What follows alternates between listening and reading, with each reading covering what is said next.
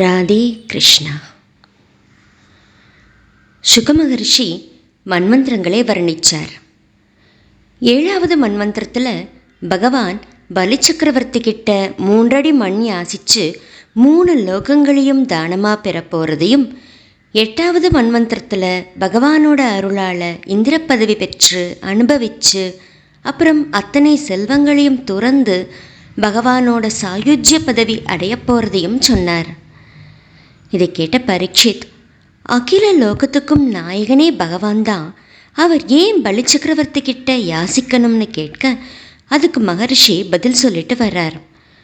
பார்க்கடலை கடைஞ்சப்ப நடந்த யுத்தத்தில் உயிரிழந்த பலி பிருகு மகரிஷியோட புதல்வரும் தங்களோட குலகுருவுமான சுக்ராச்சாரியாரால் உயிர் பிழைச்சார். அதில் இருந்து பிருகு வம்சத்து அந்தணர்களுக்கு தன்னோட உடல், பொருள் மற்றும் உயிரினாலையும் சேவை பண்ணினார் பலி. அதனால் மகிழ்ச்சி அடைஞ்ச அந்த அந்தணர்கள் தங்களோட தவப்பலனால் பலியை மிக்க வலிமையுடையவன் ஆக்கினாங்க. அதனால் அவனை ஜெயிக்க முடியாதுங்கிறதை உணர்ந்த தேவர்கள் தங்களோட குருவான வியாழ பகவானோட அறிவுரைப்படி ஸ்வர்க்கத்தை துறந்து மறைஞ்சு வாழலானாங்க. தொடர்ந்து மகரிஷி சொல்கிறார். பரீட்சித், தேவர்கள் கண்காணாமல் மறைஞ்சு போனதுக்கு அப்புறம் அசுரர்கள் விண்ணுலகை கைப்பற்றினப்ப தேவர்களோட தாயான அதித்தி தேவி தான் அனாதையாகிட்டதா நினச்சி ரொம்பவும் வருத்தப்பட்டாங்க. வெகு காலமாக சமாதி நிலையில் இருந்த பகவான் கஷ்யப முனிவர் ஒரு சமயம் சமாதி கழிஞ்சு அதித்தியோட ஆசிரமத்துக்கு வர அங்கே மகிழ்ச்சியோ அமைதியோ இல்லாததை பார்த்தார். அங்கே வந்த கஷ்யபர் தன்னோட ஆசனத்தில் அமர அதித்தி தேவி தன் கணவரை முறைப்படி உபசரித்தாங்க. அவங்களோட முகம் வாடி இருக்கிறதை பார்த்த கஷ்யபர் அவங்கக்கிட்ட கேட்டார், அதித்தி, அந்தணர்களுக்கு ஏதாவது பேராபத்து ஏற்பட்டதா? அறநெறிகளை தவறாமல் முறைப்படி செய்துட்டு வர்றதானே? யோக நெறியில் இல்லாமல் போனாலும் இந்த இல்லற நெறியில் தங்களோட கடமைகளை சிறப்பாக செய்கிறவங்க முக்தியே அடையலாம். அப்படிப்பட்ட இந்த இல்லறத்தில் இருக்கிற உனக்கு அறம், பொருள், இன்பம் இதுக்கு ஏதாவது தடை ஏற்பட்டுச்சா? இல்லை யாராவது விருந்தாளிகள் வந்து அவங்கள வரவேற்று உபசரிக்க முடியாமல் போச்சா? ஒருவேளை நான் வெளியே போயிருந்தப்ப மன வருத்தத்தினால் ஹோமம் செய்யாமல் விட்டுட்டையா? அந்தணர்களும் அக்னியும் சகல தேவதா ஸ்வரூபரான பகவான் ஸ்ரீமன் நாராயணனோட திருமுகம், இவங்களை முறைப்படி பூஜிக்கிறதுனால இல்வாழ்வான் உயர்ந்த புண்ணிய லோகங்களை அடையலாம். நீ எப்பவுமே மலர்ந்த முகத்தோடு இருப்பியே, ஆனால் இன்னைக்கு உன் முகம் வாடி இருக்கிறதுனால உன் மனநிலை சரியில்லைன்னு நினைக்கிறேன். உன் மக்கள் எல்லாம் நலந்தானே? அதித்தி தேவி சொல்கிறாங்க. வேத வித்தகரே, அந்தணர்களுக்கோ பசுக்களுக்கோ இல்லற தர்மத்துக்கோ எனக்கோ எந்த குறையும் இல்லை. எல்லாரும் நலமாயிருக்கோம். தங்களையே தியானிச்சுட்டு இருக்கிறதுனால ஹோமம் பண்ணுறதுலையும் உபசரிக்கிறதுலையும் எந்த குறையும் இல்லை. தங்களை மாதிரியான பிரஜாபதிகள் எனக்கு அறநெறிகளை முறைப்படி சொல்லியிருக்கிறதுனால என்னோட மன விருப்பங்கள் கைகூடாமலேயா இருக்கும்? மரீச்சி மகர்ஷியோட மைந்தரே, இந்த மக்கள் எல்லாருமே தங்களோட சரீரத்தில் இருந்தும் மனசில் இருந்தும் தோன்றினவங்க தான். நீங்கள் அவங்கக்கிட்ட சமமான அன்பு கொண்டிருக்கிறதும் உண்மைதான். இருந்தாலும் சாட்சாத் பகவான் கூட தன்னை சரணடைஞ்ச அடியார்களோட விருப்பத்தை தானே பூர்த்தி செஞ்சு தர்றார். நீங்கள் என் தலைவர், நான் தங்களைத்தான் ஆண்டியிருக்கேன். நீங்கள் என்னோட மேன்மையை பற்றியும் கொஞ்சம் நினச்சி பாருங்க. என் மக்களோட பகைவர்கள் அவங்களோட செல்வங்களையும் பதவிகளையும் பறிச்சுக்கிட்டாங்க. அதனால் நீங்கள் தான் நம்ம மக்களை காத்தருளணும். மிக்க பலம் கொண்ட அசுரர்கள் எங்கள் செல்வம், ஆட்சி, புகழ், பதவி அத்தனையும் வலுவில் பறிச்சுக்கிட்டாங்க. மேலும் எங்களை சொர்க்கத்தில் இருந்து வெளியே துரத்திட்டாங்க. இப்போ நான் துன்பக்கடலில் மூழ்கி தவிக்கிறேன். தங்களை விட எங்களுக்கு நன்மையை செய்கிறதுக்கு வேறு யார் இருக்காங்க? அதனால் என்னோட பிள்ளைகள் அவங்க இழந்த அத்தனையும் திரும்ப அடையிறதுக்கு நன்மை பயக்கிற உபாயம் ஏதாவது யோசிச்சு சொல்லுங்க. சுகமகரிஷி சொல்கிறார். இப்படி அதிதி தேவி வேண்டிக்க கஷ்யபரும் சற்றே சிரிச்சுக்கிட்டே சொன்னார், பகவானோட மாயையோட பலம் உண்மையில் வியத்திற்குரியது. இந்த பிரபஞ்சம் முழுதுமே அன்பு தழையால் பிணைக்கப்பட்டிருக்கு.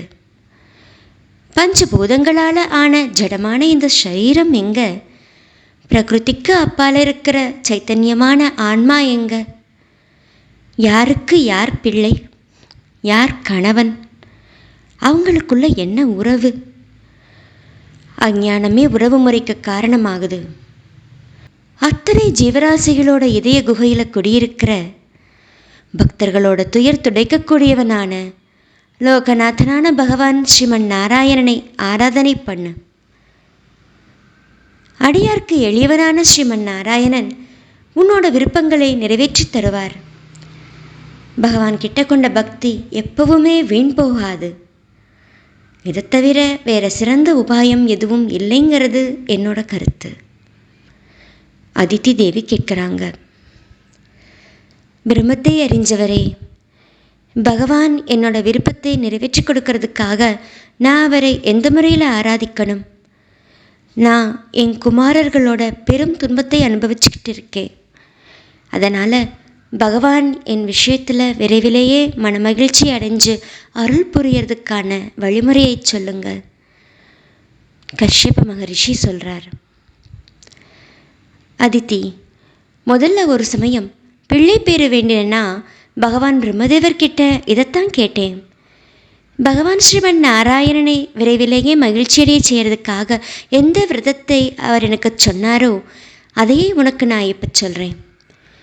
பங்குனி மாத வளர்ப்பிறையில் முதல் 12 நாட்கள் பால் மட்டும் உணவாக ஏற்றுக்கிட்டு மிகுந்த பக்தியோட தாமரைக்கண்ணனான பகவானை பூஜிக்கணும். நீர் கிடைக்கும்னா காட்டுப்பன்றி தோன்றின குழியில் இருந்து மண்ணை எடுத்து உடல் முழுதும் பூசிக்கிட்டு ஓடுற நதியில் அமாவாசை திதி அன்னைக்கு நீராடணும்.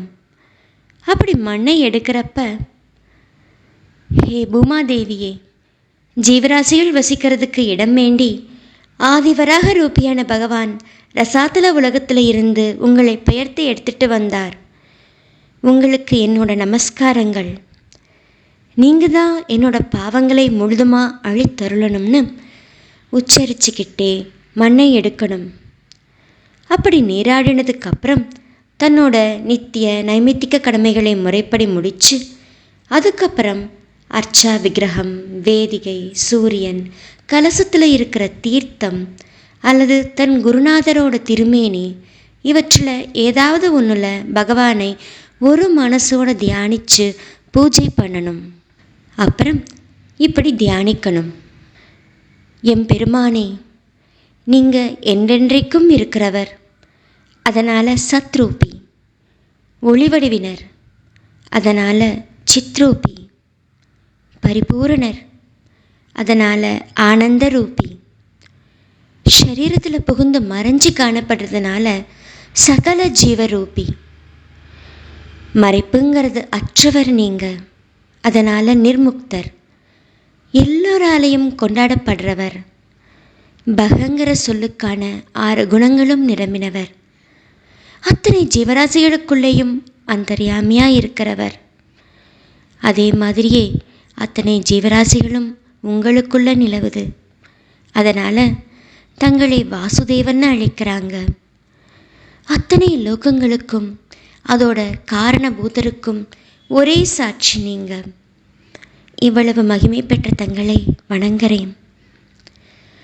இந்த பிரபஞ்சமாக இருக்கிறது நீங்களே. இருந்தாலும் அணுவுக்கும் அணுவானவர் நீங்கள். ஜடமான இந்த பிரகிருதியும் நீங்கள் தான். சித்தான புருஷனும் நீங்கள் தான். 24 குண காரியங்களை அறியறவர் நீங்கள் தான். குணங்களை கணக்கிட்டு சொல்கிற சாங்கிய சாஸ்திரத்தை தோற்றுவிச்சதும் நீங்கள் தான். தங்களை வணங்குறேன். வலிமையை அருளக்கூடிய நீங்கள் தர்மமயனாகவும் விஷபரூபராகவும் வேள்வி ரூபராகவும் விளங்குறீங்க. தங்களோட இந்த ரூபங்கள் 3 மந்திரங்களோட ஸ்வரூபமாகும். அப்படிப்பட்ட தங்களுக்கு ருக் மந்திரங்களால் சஸ்திரமும் சாமவேத மந்திரங்களால் ஸ்தோத்திரமும் யஜுர்வேத மந்திரங்களால் வேள்வியும் நடக்குது. ருக் மந்திரங்களோ காயத்ரி முதலான 7 சந்தங்களை 7 கைகளாக உடையது. இந்த சந்தங்களோ 4 வேதங்களையும் 4 கொம்புகளாக உடையது. இந்த 4 வேதங்களும் 3 சவனங்களையும் 3 கால்களாக உடையது. இந்த 3 சவனங்களோ பிராமணியம் உதாயனியம்ங்கிற 2 கர்மங்களையும் தலைகளாக உடையது. அப்படிப்பட்ட தங்களுக்கு என்னோட பல கோடி வணக்கங்கள். உலகத்துக்கு நலம் அருளற சிவன் நீங்களே, பிரளயத்தில் அழிக்கிற ஸ்ரீ ருத்ரனும் நீங்களே, சகல சக்திகளுக்கும் இருப்பிடம் நீங்க. தங்களுக்கு என்னோட நமஸ்காரங்கள். எல்லா வித்தியைகளுக்கும் சகல பிராணிகளுக்கும் தலைவர் நீங்களே, தங்களுக்கு என்னோட வணக்கங்கள். இந்த பிரபஞ்ச ரூபமாகவும் அவைகளை இயக்கிற பிராணனாவும் இவற்றை உள்ளடக்கின ஹிரண்ய கர்ப்பனாவும் விளங்குறவர் நீங்க. யோக பயிற்சியினால் பெறக்கூடிய அனிமா முதலான 8 வகை சித்திகளையும் தன் திருமேனியாக கொண்டவர் நீங்க. யோக மார்க்கத்தை தோற்றுவிச்சவர் நீங்க. அந்த யோகமாவே விளங்குறவர் நீங்க. தங்களுக்கு என்னோட வணக்கங்கள் பல பல. முழு முதற் கடவுள் நீங்க. சகல ஜகத்துக்கும் சாட்சி நீங்க. உங்களுக்கு என்னோட வணக்கங்கள். புதரிகாசிரமத்தில் நரநாராயண முனிவர்களாக விளங்குறவர் நீங்களே. பாவங்களை தொலைச்சு அழிக்கிறவரான தங்களுக்கு என்னோட பல கோடி வணக்கங்கள். தங்களோட திருமேனியோ மரகதக்கல் மாதிரியான இளம் பச்சை. செல்வங்களுக்கும் அழகுக்கும் இருப்பிடமான திருமகள் தங்களோட மனைவி. பிரம்மா விஷ்ணு சிவன்கிற சகுணமூர்த்திகளை தன்னுள் கொண்ட நிர்குண தத்துவமான தங்களுக்கு என்னோட வணக்கங்கள். பீதாம்பரதாரியான தங்களுக்கு என்னோட நமஸ்காரங்கள். வேண்டின வரங்களை வேண்டின மாதிரியே கொடுக்கிறவர் நீங்கள். வரம் கொடுக்கிறவங்களில் தங்களை விட தாராள மனமுள்ளவங்க யார்? அத்தனை ஜீவராசிகளாலேயும் வேண்டப்படுறவர். அதனால தான் உண்மை அறிஞ்ச அறிஞர்கள் தங்களோட நன்மைகளுக்காக தங்களோட திருவடி துகள்களையே போற்றி மகிழறாங்க. தங்களோட திருவடி தாமரைகளோட மகரந்த துகள்களை பெறணும்னே தேவர்களும் திருமகளும் தங்களை சேவித்து போற்றுறாங்க. இப்படி எல்லையற்ற பெருமை கொண்ட நீங்கள் என் மேலே கருணை கொண்டு அருள் புரியணும். இந்த 9 மந்திரங்களால் பகவான் ஸ்ரீமன் நாராயணனை முதல்ல ஆவாகனம் செஞ்சு பாத்தியம் அர்க்கியம் ஆச்சமனியம் முதலான உபச்சாரங்களால் ஸ்ரத்தையாக பூஜிக்கணும். நறுமணமிக்க சந்தனம் மலர் மாலைகள் இவற்றினால் முதல்ல பூசணையை தொடங்கி அப்புறம் காராம்பசுவோட பால் கொண்டு அபிஷேகம் பண்ணி வஸ்திரம் உடுத்தி பூநூல் அணிவிச்சு திருவாபரணங்கள் சாத்தி நறுமணம் கமல தூபம் காட்டி தீபமேற்றி காட்டி ஓம் நமோ பகவதே வாசுதேவாய இந்த மந்திர ஓதி வழிபட்டு அப்பப்போ ஆச்சமனம் கொடுத்து முறைப்படி பக்தியோட பூஜிக்கணும். தன்னோட செல்வச் செழிப்புக்கு ஏற்ற மாதிரி பாலில் வெந்த நெய் வெல்லம் சேர்த்து செஞ்ச சம்பா அரிசி பொங்கலை பகவானுக்கு நிவேதனம் பண்ணி அப்புறம் அந்த பொங்கல் கொண்டு துவாதசாட்சரி மகாமந்திரத்தால் ஹோமம் பண்ணணும். அப்புறம் பகவானுக்கு தாம்பூலம் கொடுத்து பூசனை செய்யணும்.